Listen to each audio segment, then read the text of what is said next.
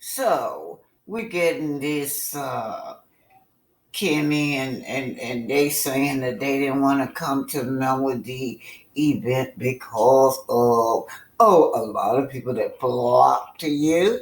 Y'all know what flock. Y'all know that they're trying to say that we are like she's like a cult leaders. Cult leaders are the only one that have a flock, you guys. But anyway, keep that out. Let's hear. And then she said she didn't come because we are mean. And then according to Tisha, she was not invited. It's coming from Empress Radio. So she was telling Destiny she wasn't going because of the melometer. So this is what Kimmy had to say regarding this situation. Personal invitation. I didn't right? come. No, I didn't get it. No, I'm gonna take. So I had to do it like this. So shout out to Empress Radio, but why blame Mel? It was Carlos' event. It wasn't Mel's event. So you didn't get it. You guys are just being negative to this girl. And I remember when she gave her first expo, she was just sitting there telling everybody, walking out on people because she felt like they were giving her negative feedback. You guys should address that to Carlos because Carlos is the one. It was his show. He invited who he wanted to be on that show.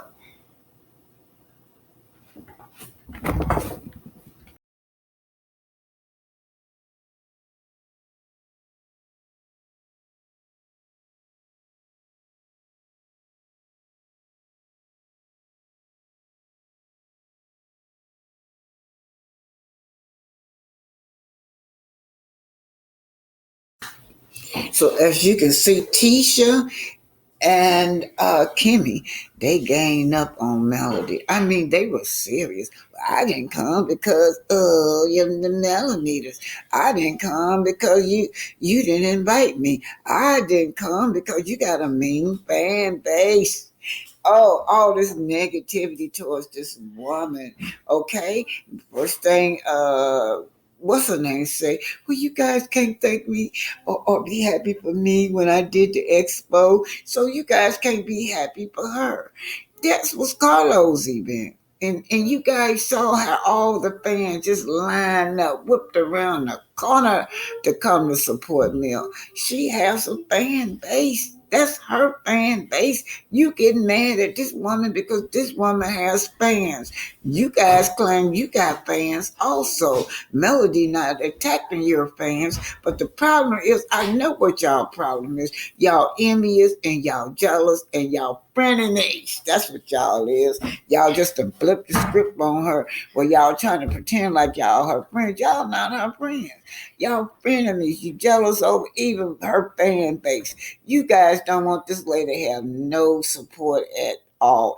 There was no negative energy at that podcast, none whatsoever. Only reason we started doing is because Carlos was disrespecting her. He interrupted this woman. This woman was talking about her pain that she felt like he was help funded with her ex, for keeping her ex on the show, and he distracted and cut the attention off of what she was saying by bringing those people on that stage. But the bottom line of it, y'all, this ain't nothing but envious and jealousy. This is not the first time these two women done bullied her and attacked her. She brought them into her home. They attacked her. When they saw how she lived, they attacked her and said she was bougie.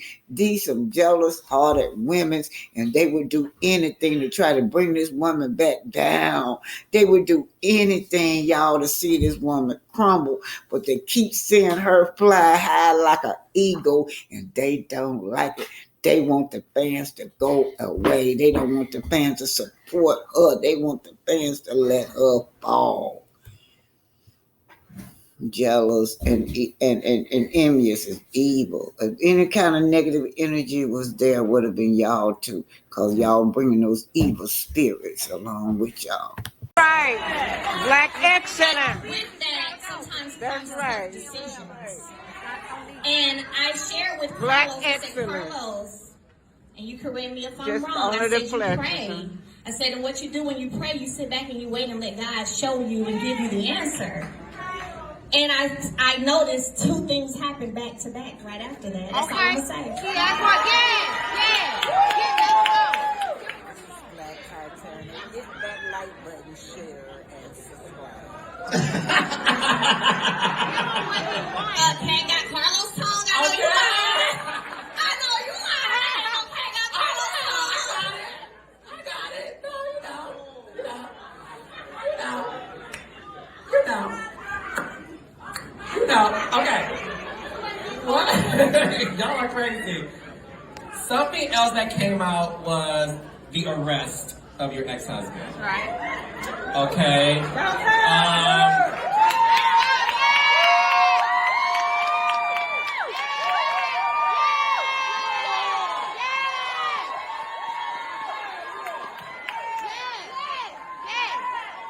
And don't call me messy. Okay. Arrest Bad Bug. When Bad Bug gonna be So arrested? your ex-husband When is she gonna be was arrested? recently arrested. Where were you? Not Happy New Year, Lord Jesus. Where were you when you found that out? I was actually at home preparing for a scene for your show. Oh, seriously, I was. She really was. I was at home getting glammed up for a scene. You know, I understand everyone's feeling of somewhat of like the vindication, right? And just the it's about time. And for me, believe it or not, while I'm there too, it also wasn't a matter that was funny for me. It was not, I wasn't at home cheering and laughing and like, oh, yay. No, I wasn't. And Lauren is here. She was at the house with me doing my makeup and she can attest to this. I was actually, you know, for one, I was wondering about my children. Let's keep it a bug. Any mama out there knows that's the first thing is like, where my kids at though? Like, how are my kids? Where are they? And not to cut you off, she's telling the truth. I called her to check. Yeah, absolutely. Carlos questions how hard is it for you to come to work every day? Coming here tonight was tough for a moment. Really? Yeah. Y'all gonna make me cry. So, literally, thankfully, my mom was in the room with me. Lauren was in the room. My friend Brittany's out here. She was in the room. And they were like, yeah, what's wrong? You know, what is it? Because usually I am the bubbly one in the group. And I was just like, okay. okay, it don't matter, whatever. Okay, this the hair, okay, cool. This the, all right, this the shoes, all right. I was just, whatever. It was like, what's wrong? And I didn't even tell him, I just nothing. But honestly, it's a lot. It's a lot. Whenever you are sharing the spotlight, so to speak, thank you, with someone who's able to use that spotlight to constantly torment you. Thank you. And, you know, I've never seen nothing. I have plenty of uncles. I ain't never seen nothing like it in my life. And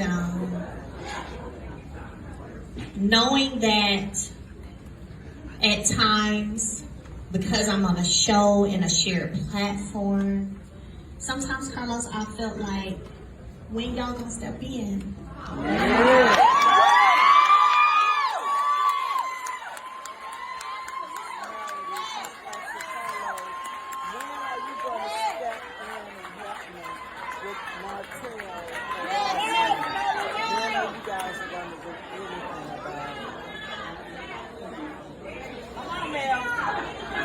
Yeah, get rid of them. That's what you need to do. Take your time, Millie. I think that I've had times when I just wanted to stay at home and in my room and not come back out. But then I need to show up to work. My brother is here. He can attest to this. I almost didn't even go to Houston. I was like, no, I'm not doing it. I'm not doing it. And at times, there was a time I was upset with you. Keep it real. I'm upset too. The melometer's upset too. It's the truth, girl. Because I felt like y'all don't see me. Like y'all don't see all of this is going on, or do you just not understand? Don't care. Ratings, that's what it is. And then when it comes to my babies, you know, there's some things I haven't talked about on this show, but I've talked about to you privately. That's real. And it almost started to feel like the chaos is being funded.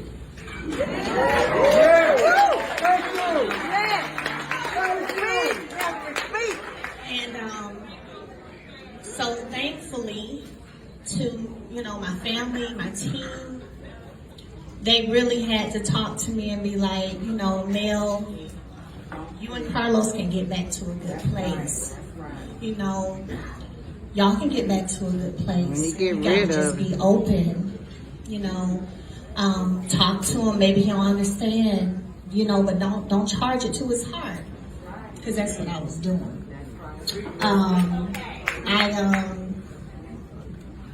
It was times I ain't want to talk to you. Keep it real. No, this is a good platform to be honest. Go ahead. But thankfully, the strength came, you know, and we got to a place where we started back talking again, like we used to talk. I started to feel like you started to see me. I don't know if it was because things started happening to you. But I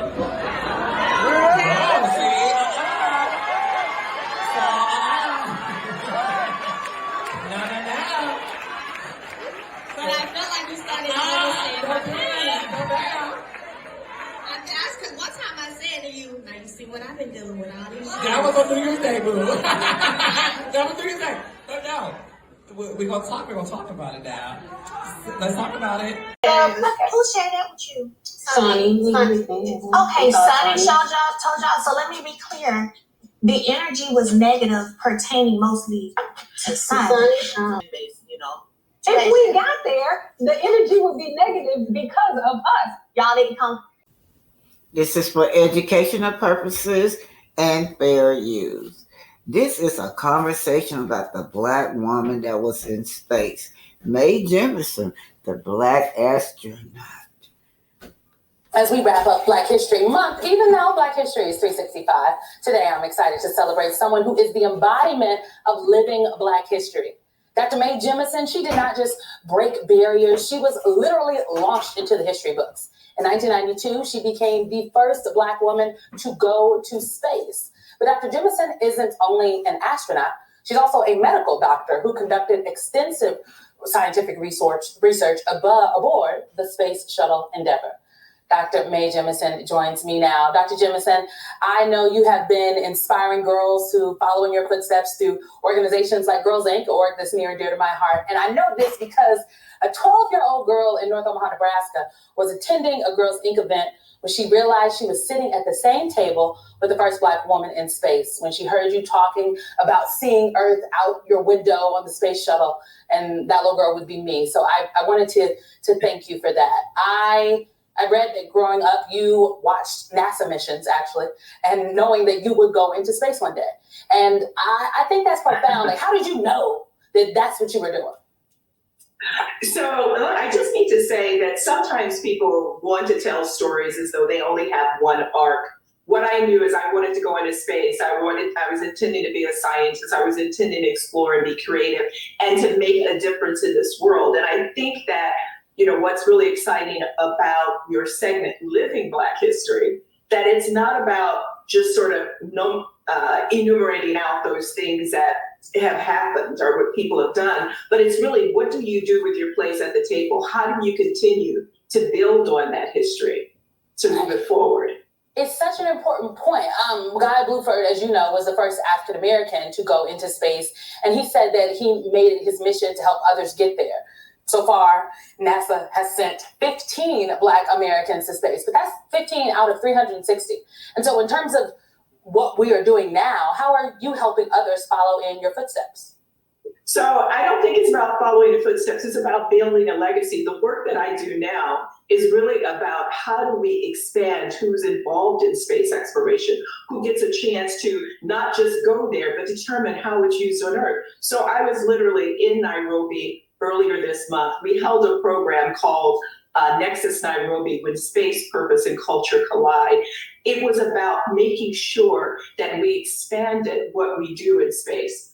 I had the good fortune of being the person who led a team who won this incredible Geek Prize of the Year 10 years ago called 100 Year Starship. It was about how do we make sure that we get people the capabilities for human interstellar flight. Why is this important? Because so much of what's going on in the world today is being determined right now. What's going to happen in the future is being determined right now by the people who are involved. People think about space and you think of it as like, it's really cool, people got to go up, but that's not the issue. That's not the only issue. The issue is, are we using it to increase agriculture? Are we using it to help with medicine? Are we using it to look at roadmaps and weather and all of those issues?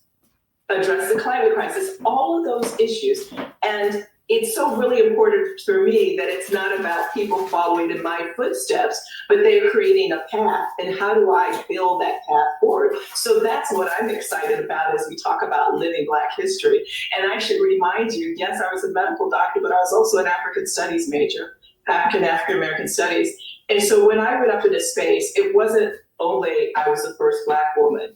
As hard as it is to believe, I was the first woman of color in the entire world to go up, which really made no sense. Oh my goodness. After all those years, it made no sense. The first woman of color in the world. Dr. Jemison, when you talk about that you were also an African Studies professor, and we talk about this history, and it strikes me that we are celebrating Black History Month, having this series while people are literally fighting not to be able to teach this history in schools all across this country, in urban and rural areas. You have talked about how you were deeply affected by the death of Dr. Martin Luther King Jr.